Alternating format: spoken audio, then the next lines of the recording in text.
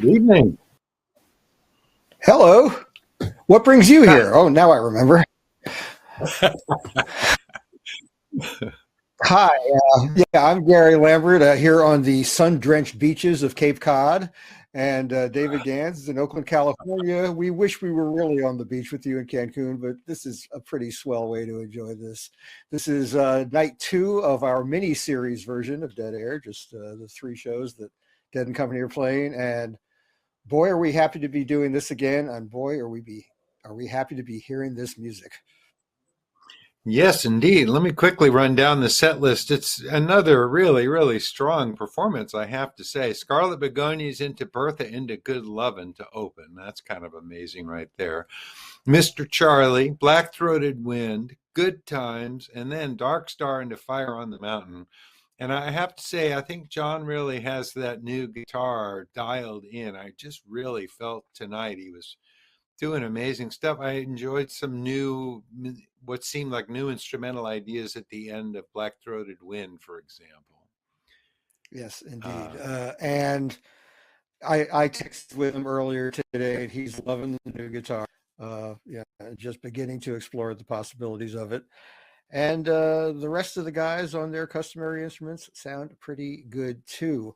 We have a limited time here, and as you know, we always have guests on here. We've chosen to pre-record because it makes it easier than rushing people in and out of a room during set break. And we pre-recorded an interview with some gentlemen who were new acquaintances of ours. And if you were watching last night, you became acquainted with them if you weren't already. So we just jump to that.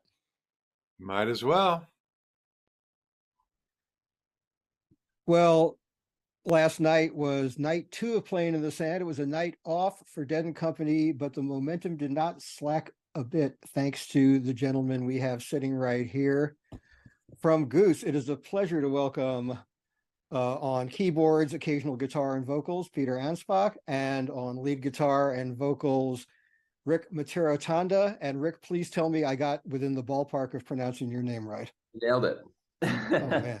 I'm so relieved. Very impressive. Okay, I can go now. Anyway, David and I have to confess that Goose just recently came onto our radar. Mine a little less recently than David's. He's really a newbie. But I've been hearing you guys in bits and pieces over the past couple of years. Of course, had not gotten a chance to see you live because of that thing that was preventing people from going out to see live music for the last 3 years. But I've been hearing great things from friends that I trust. So last night's set was the first time I've seen you play a full show. I've heard live tapes and I've listened to your studio albums, which I really want to get to a bit as well. But I really liked what I heard last night, and obviously the audience at Playing in the Sand did as well. And I liked it too. I have to say, I'm a songwriter, and that's the first thing I look for when I hear a new band is how are the songs? And you guys got it. Thank you. Thank you very much. That means a lot. It doesn't matter how good your licks are if your songs don't work, and you guys got great songs. Thank you. Yeah, and that's been a common, I think, I wouldn't call it a problem, but a phenomenon in what we loosely call the jam band world, which is not really a very satisfying label for anything. But a lot of the bands, come up with nice riffy figures that are a good life support system for a jam. But you guys seem really intent on crafting really good, coherent, storytelling songs with nice changes. And then you find places to open them up. And I assume that's really part of your intention. It is, yeah. I like songs and like to try to, make them as best we can. It's really what I love about the Grateful Dead so much is how centered it is. They were on the songs, and the improvisation was really an extension of that, as opposed to kind of the point of it all. From what I have gathered, it was the improvisation felt like a celebration of the songs. Yeah, I love that philosophy. Yeah, I think that evolved for the Dead and Wigs. I think they started off with almost no songs, and they would come up with these figures like the other one or the Dark Star figure, and then they would build a song around it. Later on, they got really good at writing songs, and they said, okay, it can open up here, and this is where the Right. bottom can fall out. Is that common to your experience as well as songwriters and as a band? Well, yeah. So I mean, sometimes like a song can evolve out of like a improvisational type jam, and then you kind of like build it from there. Like Dripfields, like a song off our recent album was kind of like that. And you know, those are really cool moments. But then you also have like the moments where you're just like writing a song at home in your bedroom, and it's like you kind of are like, oh, realizing maybe this could be a cool instrumental figure here at some point. But yeah, it could go either way. It's fun to do. Well, that's one of those things about this kind of music making is when you're composing, you're looking for those places. Okay, this could open up right here, or this could be a channel into another song, that kind of thing. I mean, the more possibilities you have for a given song, the more places, you can link it out. It's like, Dark Star connected to what, like 30, 40 different songs over the course of the Dead's career. Yeah. Yeah, that is unbelievable. That's one of my favorite things about it. It's like there's such a magic to the journey of their material and their shows and the way it all wove together. And yeah, that's one of my favorite things. It's just it always feels like a journey. Since jam band is a pretty dissatisfying descriptor to a lot of people, including the people who play in this scene, I don't know if it was you guys yourselves or someone else came up with a really nice way to describe your music as indie groove. Yeah. And was that yours? Yeah. Yeah. Yeah, it was kind of a joke, actually.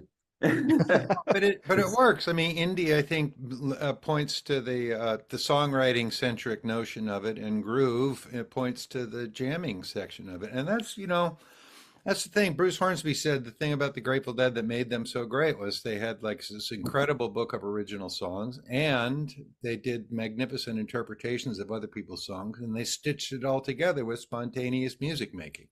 Right. Yeah. Yeah. Indie groove. That's it. Yeah. And you can also tell something about a band by its own, the musical taste of its members. And I've heard you guys you guys go from Radiohead to The Band. You've covered a bunch of The Band. Last night you did a cover of their cover of Marvin Gaye's "Don't Do It," but I know that you've done Lookout Cleveland and stuff like that. Oh, but cool. then you'll do Father John Misty, who also has joined you on stage, or it's really all over the map. And I guess that really speaks to the desire for eclecticism that exists among you guys.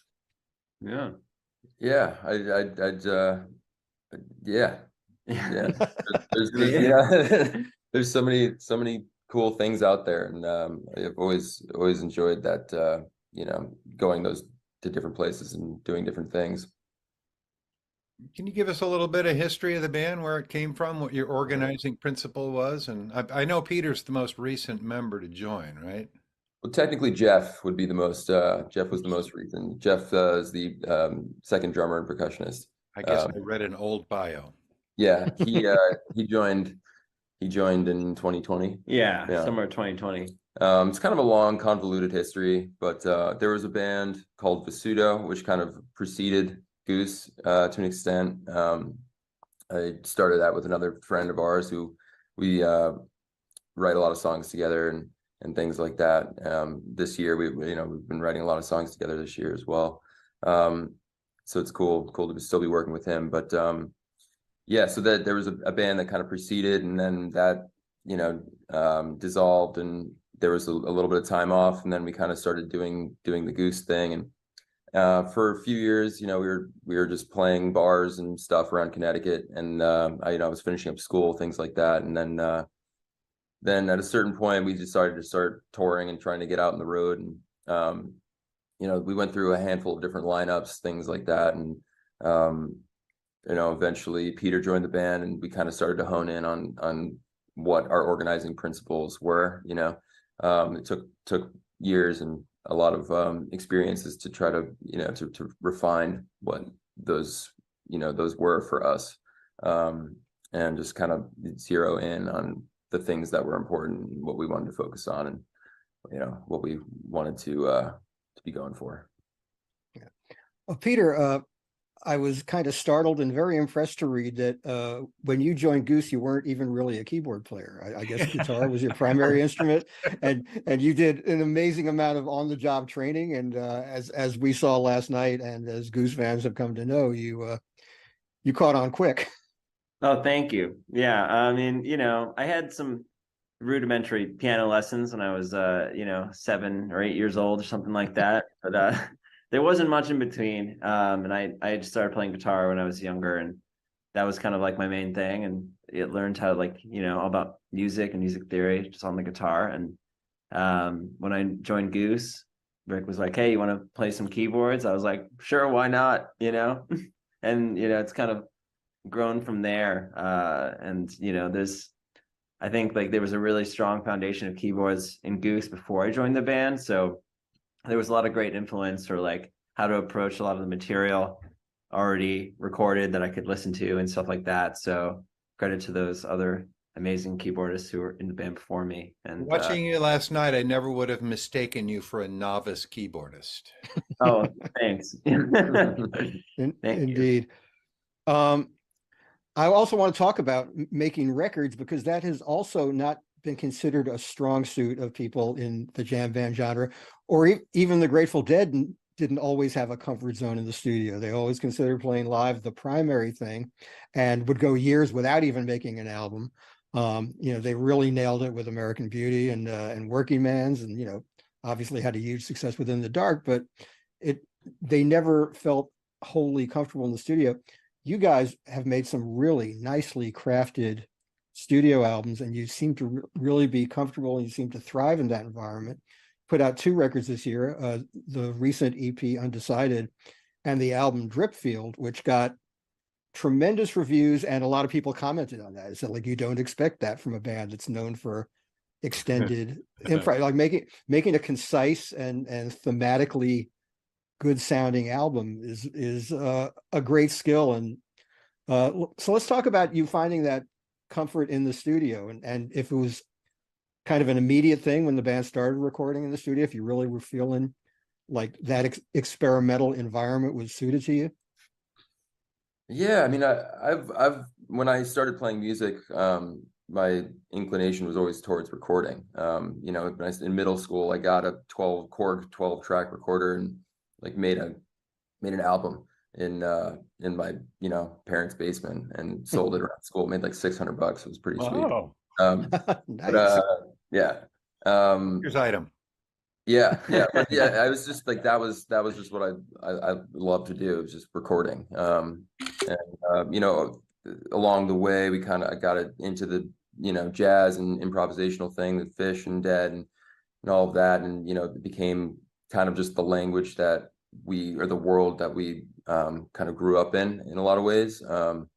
So the emphasis just became on live playing and stuff, but I never really lost that love per se. And then in recent, I mean, it's not super recent now, but there was a certain point in my 20s where I kind of started listening to a lot of current music, current songwriters, and Radiohead, Bon Iver, just all the Justin Vernon stuff, Father John Misty. There's Fleet Foxes was a big one early on. That was kind of the first band, like current band, that I stumbled upon. That I was listening to those early records and it was like, whoa, this is a whole universe. It's very transporting, their records, and that kind of opened up this whole world to me of all this really interesting and creative music that's being made now.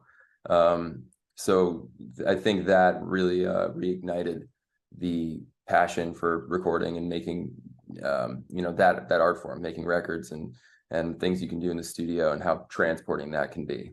Well, it speaks to the quality of your songwriting that the songs stand up as separate objects in the studio without the jams, that they're not just a framework for or an excuse for jamming. That's again, to a songwriter, this is, that's what I came for. So I appreciate it. I appreciate that a lot. Yeah.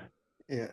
Now, David and I, as musicians, have both had the experience of playing with some of our primary role models, and or if you want to use the word heroes, that's fine with me.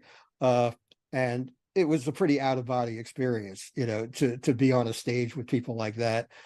You guys have experienced that quite a bit. The recent Taboos tour with Trey and his band. Just last night, that Weir fellow wandered onto the stage and did some damage. And Rick, you've had that recent wonderful experiences with Phil, first at the Capitol and then out at the Warfield, and there's more of that coming up, right? There is, yeah. That's great to know. That was one of my favorite Phil. I've seen many incarnations of Phil and Friends, and that one really worked, the one that I saw at the Cap. And how does it feel for you guys to be standing, looking over to your right? There's this guy whose records I grew up listening to and wanting to emulate. It must be just amazing for you.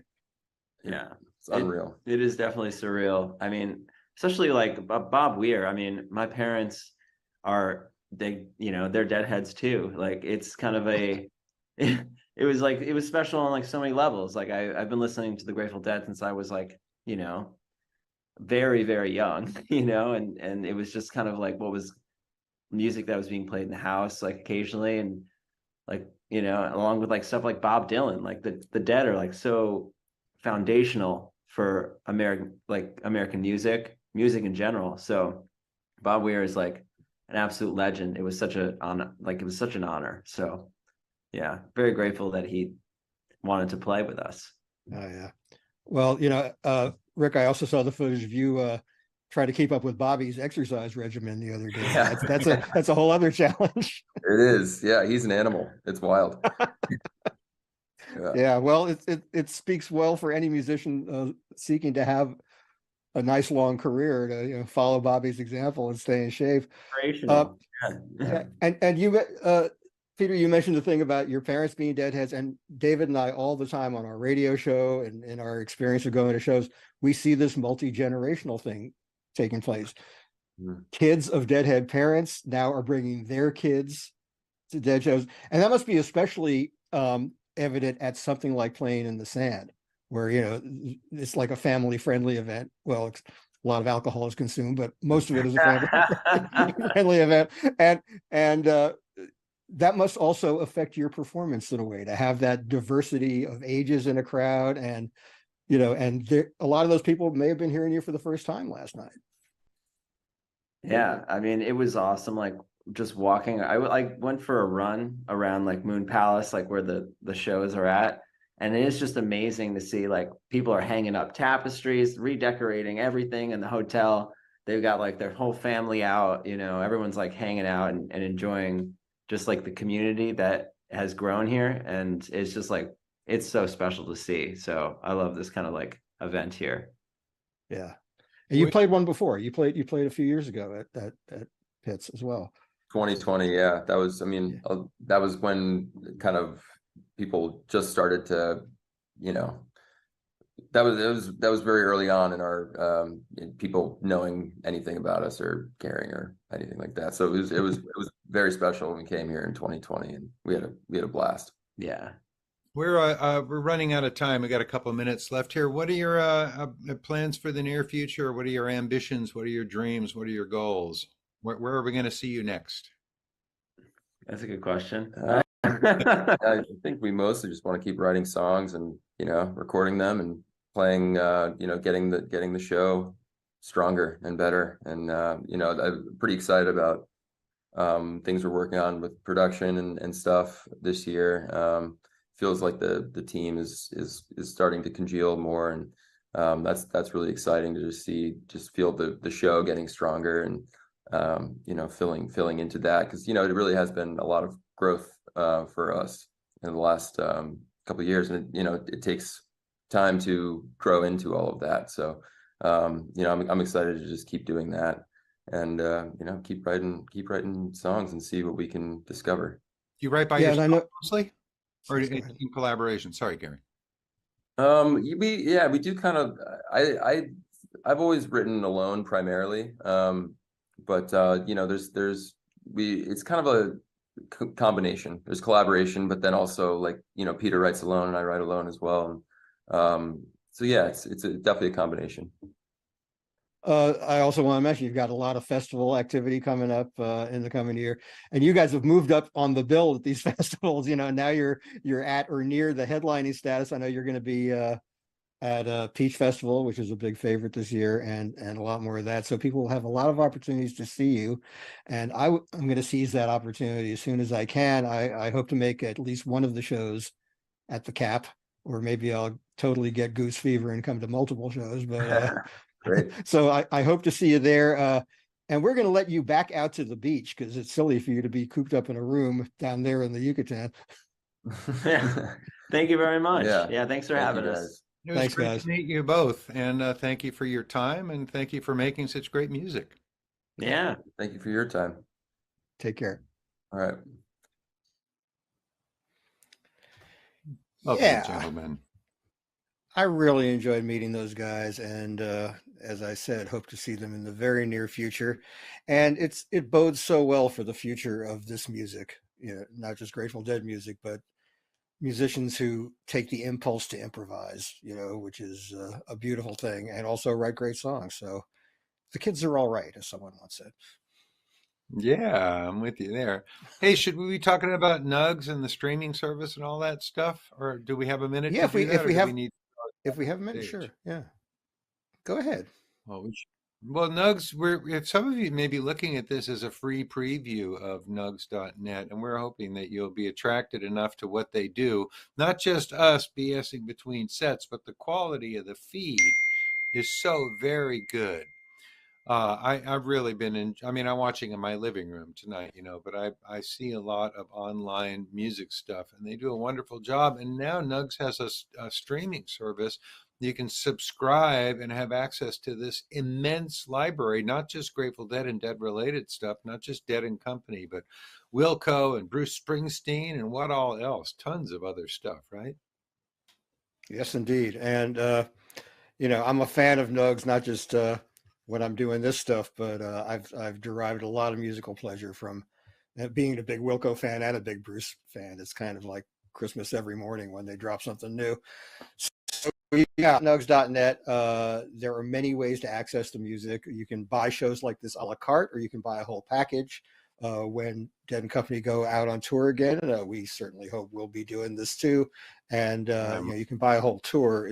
And I know people who've been doing it. So uh, thanks to Nugs.net, we're so happy to be able to do this. And I guess we'll throw it back to the stage where you'll be visiting with our old friend. Please stand by.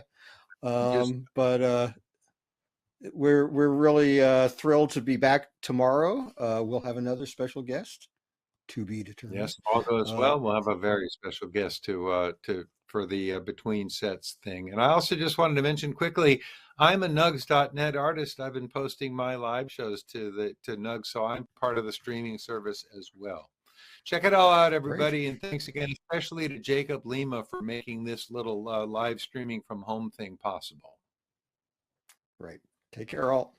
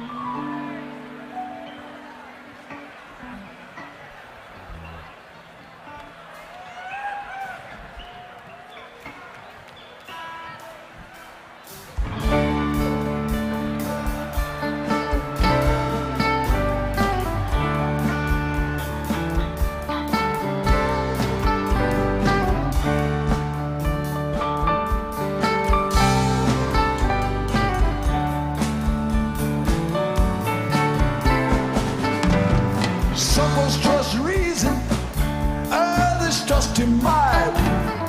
I don't trust nothing, but I know it come out right. Say it once again now. Well, I hope you understand. When it's done and over, Lord, man is just a man. Playing in the band. Daybreak on the land.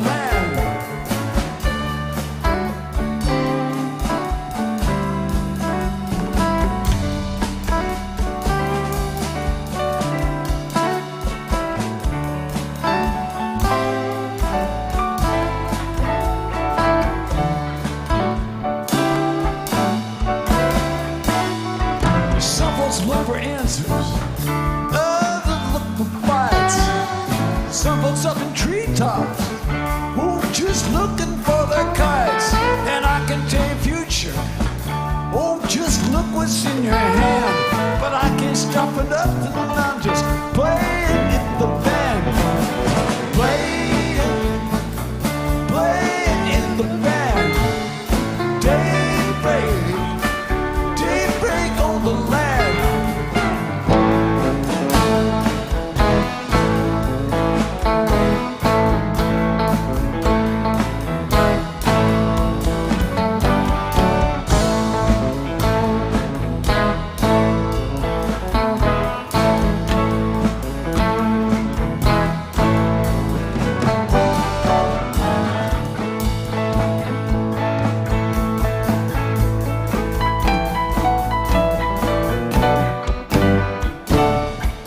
We stand on the tower, world at my command.